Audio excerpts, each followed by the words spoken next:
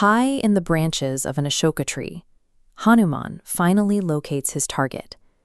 Below him sits a heavily guarded grove within the ancient, sprawling ruins of Lanka, a location defined by its physical scale and absolute isolation.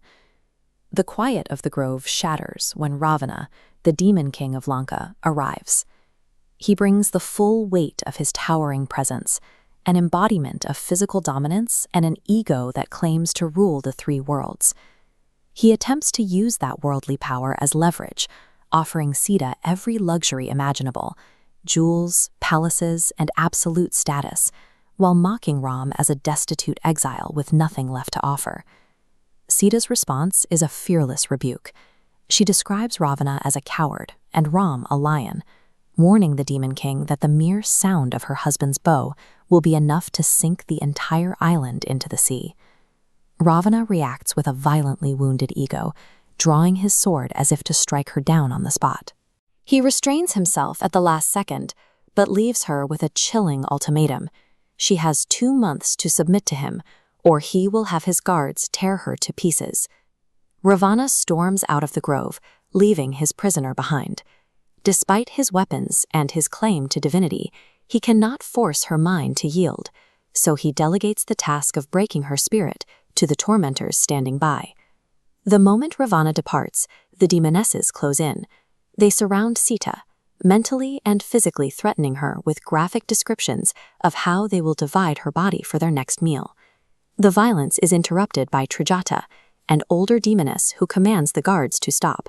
She has just woken from a terrifying prophetic dream regarding the fate of Lanka. Trijata describes an apocalyptic scene. She saw Ram arriving in radiant glory, while a humiliated Ravana was dragged southward toward his death. In her vision, the golden pillars of the city were consumed by an unstoppable fire. The vividness of the prophecy terrifies the guards.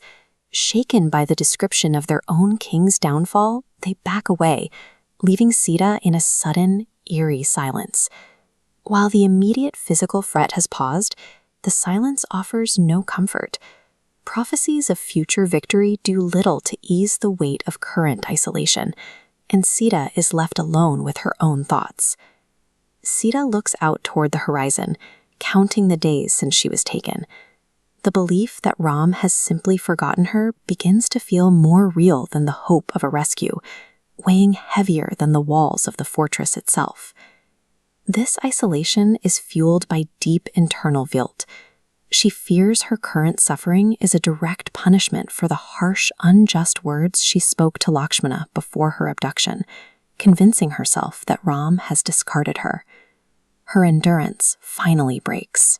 She actively begs the earth to open and the fire to consume her, wishing for anything that will end the unbearable cycle of waiting and disappointment. This is the silence that follows the end of earthly hope. Sita has nothing left to offer but her grief, standing at the precise edge of her resolve, just as an unexpected sound drifts down from the canopy. This shift is captured in historical Sanskrit manuscripts. At her lowest point, a disembodied voice begins singing the Ram Kahani from above. Her first instinct is paralyzing suspicion. After months of torment, she fears the song is another trick to shatter her mind. Hanuman steps down from the tree to reveal his physical form. He intentionally avoids any show of strength, instead approaching with a display of deep humility to prove he is a servant of Ram, not a threat. Hanuman drops a single object into her lap, Sri Ram's signet ring. As she recognizes the cold metal and the familiar seal, the crushing weight of the last few months finally begins to lift. To remove any lingering doubt, Hanuman recounts details only Ram would know, the story of the jewel she dropped during her abduction, and the confirmation that Ram wept while holding her torn sari. He delivers the promise she has waited for. She is not forgotten.